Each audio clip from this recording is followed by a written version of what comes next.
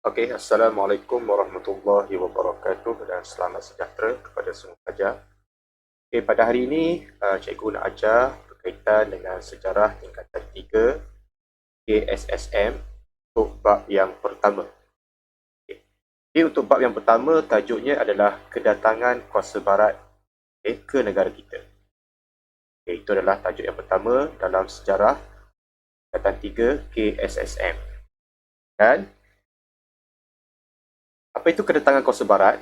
Okey, bab ini kita akan belajar berkaitan dengan kestabilan dan kemakmuran negara kita yang mana telah menjadi pendorong kepada kedatangan kuasa barat ke negara kita.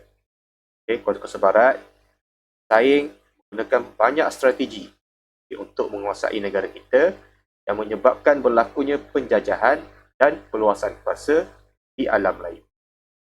Okey, dalam bab yang ini kita akan belajar dalam 4 subtopik ataupun 4 subtajuk. Iaitu yang pertama ialah kestabilan dan kemakmuran negara kita. Okay. Yang kedua, kita akan belajar tentang faktor kedatangan kuasa barat ke negara kita. Yang ketiga, kita akan belajar tentang persaingan antara kuasa barat untuk mendapatkan tanah jajahan. Dan yang keempat, kita akan belajar tentang perbezaan strategi kuasa barat untuk menguasai negara kita. Pada hari ini, cikgu akan fokus kepada subtajuk yang pertama dahulu, iaitu kestabilan dan kemakmuran di negara kita. Okay, yang mana tajuk ini penting untuk kita faham terlebih dahulu apa yang berlaku di negara kita sebelum kedatangan kuasa barat. Yang mana negara kita sebelum datangnya kuasa barat adalah dalam keadaan yang stabil dan makmur. So, apakah kestabilan dan kemakmuran yang terdapat di negara kita? Itulah yang kita akan bincang dalam subtajuk yang pertama pada hari ini.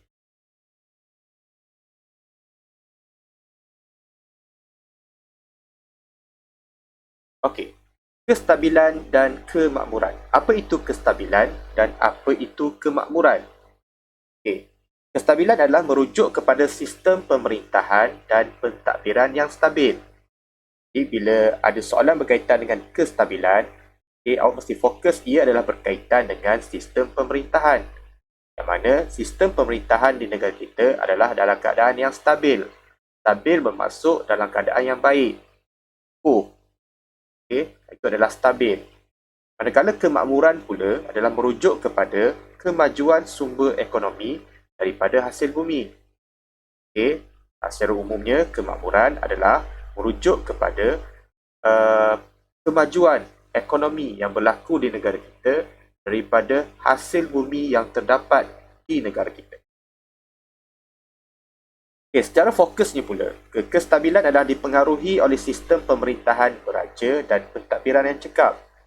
Stabilnya pentadbiran, stabilnya pemerintahan di negara kita adalah disebabkan oleh pemerintahan beraja dan pentadbiran yang cekap. Yang kedua, sistem perundangan dan struktur sosial masyarakat tersusun dan sistematik. Kestabilan ini juga adalah berpunca daripada adanya sistem perundangan, adanya undang-undang dan adanya sistem struktur sosial masyarakat yang tersusun dan sistematik. Terusnya, semangat muafakat antara golongan pemerintah dengan yang diperintah. Wujudnya hubungan yang baik antara golongan pemimpin, golongan yang menjadi pemerintah dengan golongan yang diperintah ataupun dengan rakyat. Hasilnya, hubungan luar dapat dijalankan dengan berkesan. Bila adanya struktur yang stabil, hubungan yang baik, sistem perundangan yang sistematik menyebabkan hubungan luar yang dijalankan dengan negara-negara yang lain dapat dijalankan dengan berkesan. Itu adalah berkaitan dengan kestabilan. Manakala kemakmuran pula, ia adalah dipengaruhi oleh kekayaan hasil bumi dan sumber alam. Kemakmuran yang berlaku di negara kita sebabkan segala hasil bumi yang ada di negara kita dimanfaatkan sepenuhnya oleh rakyat di negara kita. Ini menyebabkan negara kita maju, dan juga makmur. Antara faktornya ialah kekayaan hasil galian, kesuburan tanah, sumber makanan, kelautan, flora dan fauna. Maksud kelautan adalah sumber-sumber yang ada di laut. Flora dan fauna adalah sumber-sumber yang ada di dalam hutan. Terusnya, kemuncak kemakmuran negara kita ialah perkembangan kegiatan intelektual dan persuratan. Makmurnya negara kita apabila kita telah bertambah maju dengan berkembangnya kegiatan intelektual, adanya sistem pembelajaran, adanya sistem pendidikan, formal dan tidak formal, adanya sistem persuratan, tulisan dan sebagainya, yang menyebabkan negara kita terus maju dan maju ke hadapan. Dari segi sistem pemerintahan dan struktur sosial, kebanyakan negeri di negara kita mengamalkan sistem pemerintahan beraja yang diwarisi dari Kesultanan Melayu Melaka. Tengok gambar di sebelah. Itu adalah gambar struktur sistem pemerintahan beraja di negara kita, yang mana Sultan menjadi ketua. Sultan atau raja menjadi ketua di setiap negeri, dan baginda melambangkan kedaulatan negeri. Dan baginda akan dibantu oleh kaum kerabat diraja serta pembesar untuk melaksanakan pentadbiran dan melaksanakan perintah sultan. Selepas sultan adalah pembesar. Jajahan dan daerah ditadbir oleh pembesar yang dilantik oleh sultan. Pembesar melaksanakan tugas menjaga keamanan, kemakmuran, kestabilan dan membantu mengekalkan kedaulatan negeri. Akhir sekali, di peringkat yang lebih rendah adalah jawatan penghulu. Kampung ialah unit paling kecil dalam sistem pemerintahan masyarakat Melayu. Ketua kampung ialah penghulu ataupun disebut juga sebagai penggawa. Ketua kampung menyampaikan arahan daripada raja atau pembesar kepada masyarakat di kampung masing-masing. Selain daripada sistem pemerintahan beraja, di negara kita juga adanya sistem pemerintahan yang mengamalkan adat pepatih, iaitu yang berlaku di Negeri Sembilan, yang mana kedaulatan di tangan rakyat. Sistem ini bercorak demokrasi, yang mana pelantikan pemimpin dari peringkat paling bawah, iaitu anak buah, diikuti pemilihan pemimpin wapak, lembaga, undang, dan yang melantik sebagai Yang di-Pertuan Besar Negeri Sembilan. Maksudnya, dia mengamalkan sistem undi. Tak lantik seorang pemimpin, dia kena undi. Dan undian ni berlaku di setiap peringkat. Daripada anak buah, wapak, lembaga, undang, khususnya untuk memilih Yang di-Pertuan Besar bagi Negeri Sembilan. Semuanya menggunakan sistem undian. Bercorak demokrasi. Ibu Sako. Apa itu Ibu Sako? Ibu Sako ialah, maafkan saya, Ibu Soko. Bukan Ibu Sako, Ibu Soko. Ialah individu yang mengetahui, memahami dan menghafal adat dan asal-usul keluarganya. Dia terlibat secara langsung dalam pemilihan wapak. Ibu Soko ni orang yang menjaga adat dalam adat pepatih. Dia mahir dalam adat, dia faham tentang adat dan dia menghafal adat dan asal-usul keluarganya itu, dan dia berperanan untuk memilih wapak. Dia berperanan secara langsung dalam pemilihan wapak. Itu adalah tentang Ibu Soko. Terusnya, di Sabah dan juga di Sarawak, di Sarawak, sistem pemerintahannya menggunakan sistem kesukuan dan juga sistem kesultanan. Sistem kesukuan diamalkan oleh masyarakat Iban, Bidayuh, Kenyah, Kelabit dan Kayan. Manakala sistem kesultanan pula dipengaruhi daripada sistem pentadbiran Kesultanan Brunei. Dan tajuk ini kita akan bincang secara lebih lanjut lagi dalam bab yang kelima nanti. Begitu juga dengan sistem pentadbiran ataupun sistem pemerintahan di Sabah. Yang mana sistem pemerintahan di Sabah terbahagi kepada 3, iaitu sistem kesukuan, sistem kesultanan dan sistem ketua bebas. Sistem kesukuan diamalkan oleh masyarakat Kadazan Dusun, Murut dan Bajau. Dipengaruhi sistem Kesultanan Brunei. Untuk sistem kesultanan, manakala sistem ketua bebas pula berlaku apabila pengaruh Sultan Brunei dan Sultan Sulu lemah, menyebabkan ada pemimpin yang berani, berani dan boleh menentang pengaruh Sultan dan juga pengaruh Sultan Brunei dan juga Sultan Sulu disebabkan lemahnya sistem pemerintahan beraja tersebut. Dan ini pun kita akan bincang secara lebih lanjut dalam bab yang kelima nanti. Dari segi perundangan. Undang-undang yang ada di negara kita ada dua jenis, iaitu undang-undang bertulis dan undang-undang tidak bertulis. Apa itu undang-undang bertulis dan apa itu undang-undang tidak bertulis? Undang-undang bertulis ialah undang-undang yang termaktub yang ditulis dalam perlembagaan dan perundangan. Maksudnya dia ada buku undang-undang. Dan undang-undang yang menggunakan undang-undang bertulis, contohnya seperti Hukum Kanun Melaka yang digunakan di Melaka, Hukum Kanun Pahang dan Undang-Undang 99 Perak. Ini merupakan undang-undang utama yang diguna di setiap negeri. Dan dia menggunakan undang-undang bertulis sebab ianya ditulis.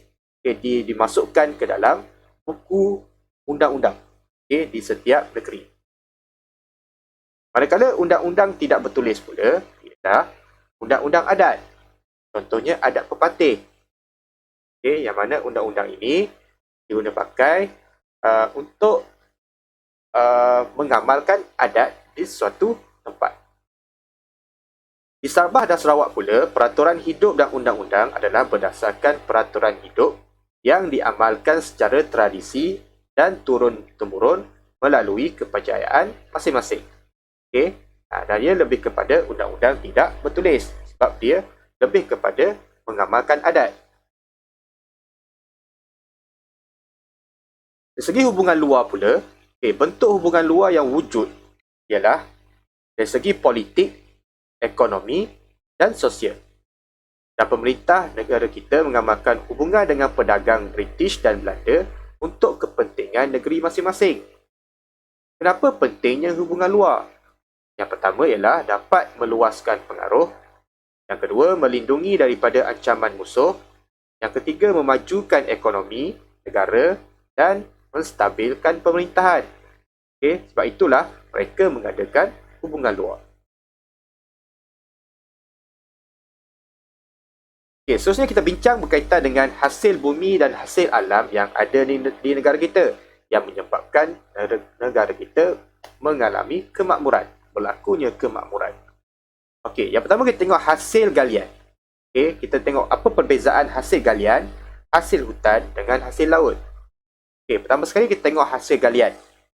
Hasil galian yang ada kita kaya dengan biji timah, emas dan perak. Dan hasil galian ini dilombong secara mendulang dan melampan di kawasan sungai. Itu adalah kaedah tradisional yang digunakan oleh masyarakat kita dahulu sebelum datangnya kuasa barat. Manakala hasil hutan pula ialah seperti rempah ratus, damar dan rotan. Hasil alam terbahagi kepada hasil rimba dan hasil hutan. Hasil rimba utama ialah kayu kayan, kapur barus, rotan, damar, getah, julutong dan kayu gaharu. Manakala hasil hutan ini dijual kepada pedagang Cina, Jepun, Siam dan juga India.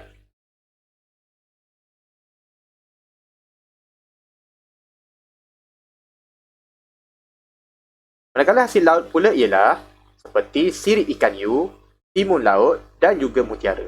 Yang mana menjadi permintaan, yang menjadi tarikan ekonomi kepada negara-negara lain untuk mendapatkan hasil laut tersebut. Dan hasil laut ini kaya dan ada di negara kita. Memanfaatkan hasil alam. Yang mana segala hasil alam yang ada di negara kita dimanfaatkan dan buat barang-barang untuk kegunaan harian. Contohnya kita tengok daun mengkuang, daun pandan, daun nipah dan buluh yang mana telah dianyam untuk dijadikan tikar dan juga bakul. Manakala rotan dan kayu kayan pula gunakan dalam aktiviti pertukangan kayu, yang mana untuk membuat perahu dan juga untuk membuat perabot. Biji timah pula digunakan untuk membuat alat-alat senjata tradisional seperti keris, pisau, parang, kapak dan sebagainya. Di Sarawak pula, aktiviti menenun kain puak dan menyulam selendang telah diadakan. Sistem ekonomi. Tadi kita dah bincang berkaitan dengan sistem pemerintahan. Dari segi sistem ekonomi pula, sistem ekonomi terbahagi kepada dua. Kita tengok dari segi perdagangan dan pelabuhan. Yang kedua, kita tengok dari segi timbang, sukat dan ukur. Ini semua kita cerita berkaitan dengan sistem ekonomi masyarakat Melayu, masyarakat di Tanah Melayu sebelum kedatangan Kuasa Barat. Dari segi perdagangan dan pelabuhan, ianya terletak di muara sungai. Pelabuhan Kedah, Johor, Kelang dan Melaka menjadi pusat pengumpulan barang. Yang menguruskan pelabuhan ialah Shah Bandar. Hasil dagangan seperti buah keras, kayu manis dan juga cengkeh. Itu fungsi pelabuhan pada ketika itu. Dari segi timbang, sukat dan ukur pula, masyarakat Melayu menggunakan kepul, leng, kal, cupak dan gantang.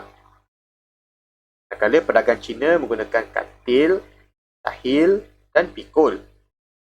Pedagang India pula menggunakan mayam, katil, sagar dan bukal untuk timbangan emas dan juga perak.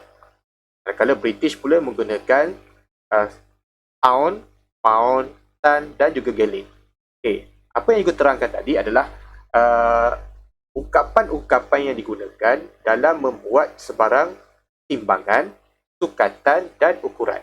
Itu adalah kita panggil jenis ukuran dia. Masyarakat Melayu ada panggilan dia, Cina dia ada panggilan dia untuk ukuran dia sendiri, pedagang India pun dia ada panggilan untuk setiap timbangan dan sukatan dia, British pun dia ada jenis timbangan dia. Itu adalah berkaitan dengan timbangan, sukat dan juga ukur. Dan untuk maklumat lanjut, boleh rujuk dalam buku teks. Dalam subtopik 1.1. Sistem ekonomi. Kita bincang pula dari segi mata wang. Pada awalnya, mereka menggunakan sistem barter. Tukar barang. Dan mata wang yang diperkenalkan diperbuat daripada timah dan juga emas. Kedah, mata wang emas digunakan. Kelantan dipanggil sebagai duit kijang. Boleh tengok rujuk gambar di sebelah, mana ada gambar kijang di duit ataupun di duit siling yang digunakan. Dan duitnya menggunakan diperbuat daripada emas. Terengganu pula menggunakan pitih. Pitih Terengganu. Sebab itulah kalau di Terengganu duit itu dipanggil sebagai pitih. Dan bentuknya seperti gambar di sebelah, berbentuk macam pokok. Kalau nak bayar, kita akan cabut satu persatu daripada ranting pokok itu.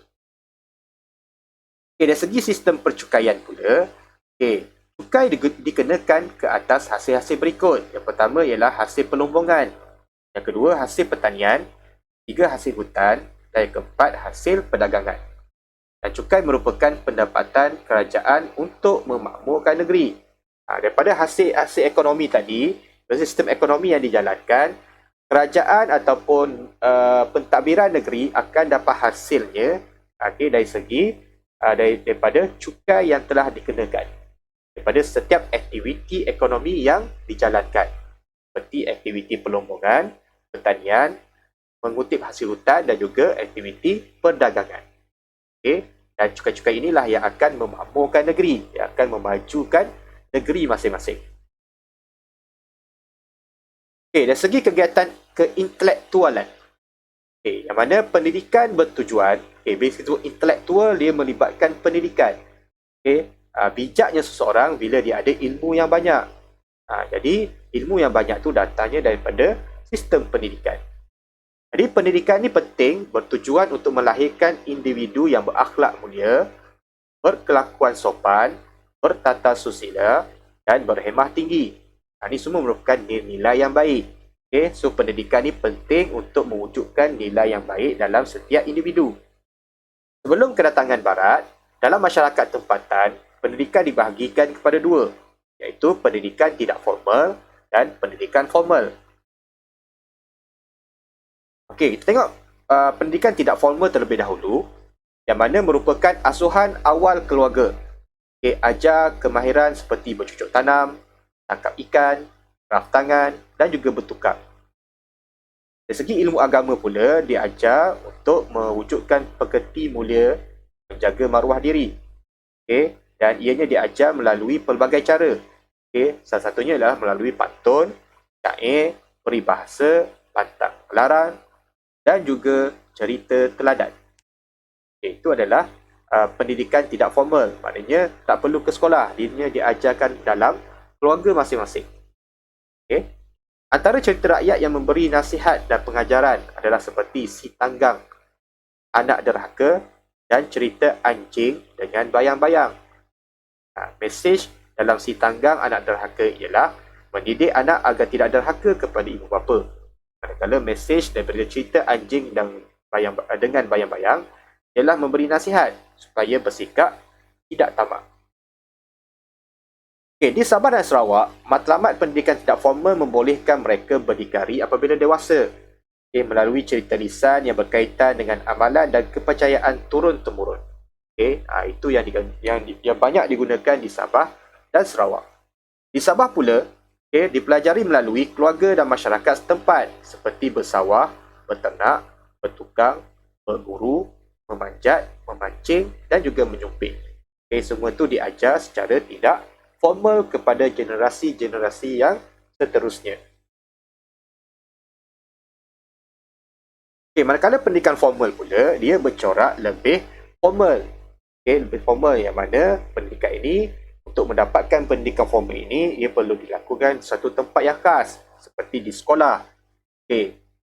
Dan pendidikan formal semasa pemerintahan masyarakat Melayu sebelum kedatangan Kuasa Barat, ianya bercorak Islam dan menekankan ilmu keagamaan. Dan pusat pendidikan formal yang diadakan ialah di masjid, surau, di pondok, madrasah dan juga di istana. Istana berperanan sebagai pusat mempelajari hal pentadbiran dan sistem politik negara. Masjid digunakan untuk pengajian cara bacaan dalam solat, tajwid, hadis, fiqh dan usuluddin. Pondok pula digunakan untuk mengajar Al-Quran, hadis dan bahasa Arab. Madrasah adalah ada sukatan pelajaran di sendiri, ada kelas, tahap permulaan, pertengahan dan pengkhususan serta diawasi oleh mudir. Madrasah ni ialah sekolah. So dia lebih formal. Lebih formal berbanding dengan pusat-pusat yang lain. Di Sarawak pula, pendidikan formal dijalankan di masjid dan sekolah agama, iaitu untuk mempelajari Al-Quran, menulis jawi dan juga cara solat. Ia diajar oleh guru Al-Quran, imam dan juga lebay. Di Sabah pula, pendidikan formal terhad.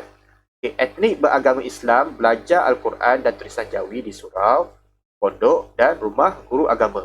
Kerana kebanyakan masyarakat di sana lebih kepada kaum-kaum yang tidak beragama Islam dan mengamalkan kepercayaan agama masing-masing dan menjalankan pendidikan secara tidak formal.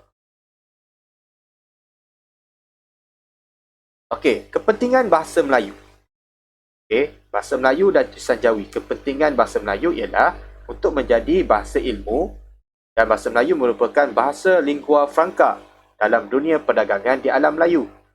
Dan kemampuan menyampaikan ilmu agama, ilmu pengetahuan dan penulisan karya kesusastraan. Itu pentingnya bahasa Melayu. Dan juga penting dalam perkembangan pendidikan yang pesat. Semasa pemerintahan masyarakat Melayu dahulu, bahasa Melayu merupakan bahasa utama yang digunakan di alam Melayu. Malah digunakan dalam perdagangan dengan negara-negara yang lain. Dan digunakan juga dalam ilmu persuratan dan juga karya kesusasteraan. Maksudnya digunakan dalam aktiviti penulisan. Tulisan yang digunakan untuk bahasa Melayu adalah tulisan Jawi. Penulisan karya kesusasteraan juga telah berkembang. Ini membuktikan orang tempatan mempunyai ramai cendekiawan yang menghasilkan kitab dan karya kesusasteraan bermutu tinggi. Antaranya seperti Tuhfat Al-Nafis, Gurindam 12, Kisah Melayu dan Hikayat Datuk Merpati Jepang. Itu adalah berkaitan dengan perbincangan kita dalam tajuk yang pertama, iaitu kestabilan dan kemakmuran di negara kita. Kita harap semua boleh faham apa yang kita belajar pada hari ini. Jika ada persoalan, boleh katakan di bahagian komen, dan jika berkelapangan, cikgu akan balas setiap persoalan yang diajukan. Sebelum kita tamatkan pembelajaran kita pada hari ini, sila jawab soalan berikut. Baca soalan, dan sila jawab soalan berikut.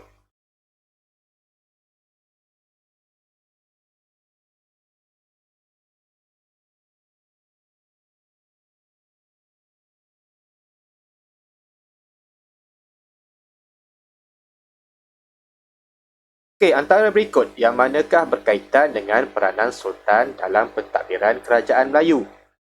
Ini adalah berkaitan dengan sistem pemerintahan di negara kita. Jadi, apakah jawapannya? Jawapannya ialah A.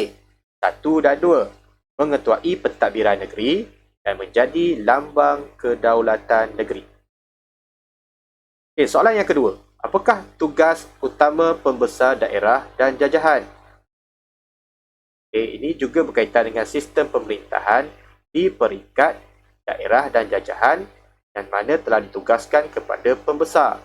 So, apakah tugas mereka di peringkat daerah dan juga jajahan? Jawapannya ialah A. Menasihati Sultan dalam urusan pentadbiran. Kerana tugas pembesar adalah untuk membantu Sultan dalam urusan pentadbiran. Soalan seterusnya, soalan yang ketiga. Rajah di bawah berkaitan dengan tugas pembesar dalam masyarakat Melayu. X. Menyampaikan arahan Sultan, menyampaikan arahan pembesar, mengekalkan keamanan kampung. Jadi, kata kunci kat situ adalah di peringkat kampung. X ialah penghulu. Nombor 4. Negara kita merupakan pusat pengeluaran sumber hasil hutan seperti bukan jawapan yang paling tepat. Dan jawapannya ialah 1 dan 4. Hasil hutan yang ada di negara kita adalah seperti damar dan juga rotan.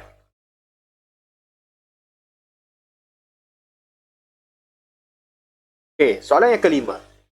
Bagi timbangan emas dan perak, orang Melayu menggunakan ukuran saga, kati, mayam dan bungkal.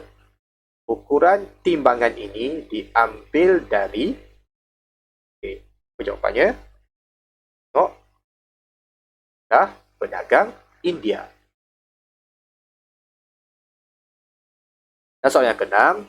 Istana berperanan sebagai tempat pendidikan formal dalam masyarakat Melayu. Apakah yang diajar di istana? Apakah yang diajar di istana?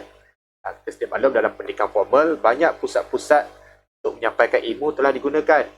Antara seperti masjid, surau, madrasah, pondok dan juga istana. So, di istana, apakah ilmu yang diajarkan di sana? Jadi jawapannya ialah yang berkaitan dengan politik dan juga pentadbiran negara. Okey, itu sahaja untuk pembelajaran kita pada hari ini. Harap semua boleh faham. Sekali lagi, jika ada soalan boleh ajukan di bahagian komen di bawah. Okey, itu sahaja pada hari ini. Sekian, terima kasih. Assalamualaikum dan selamat belajar sejarah.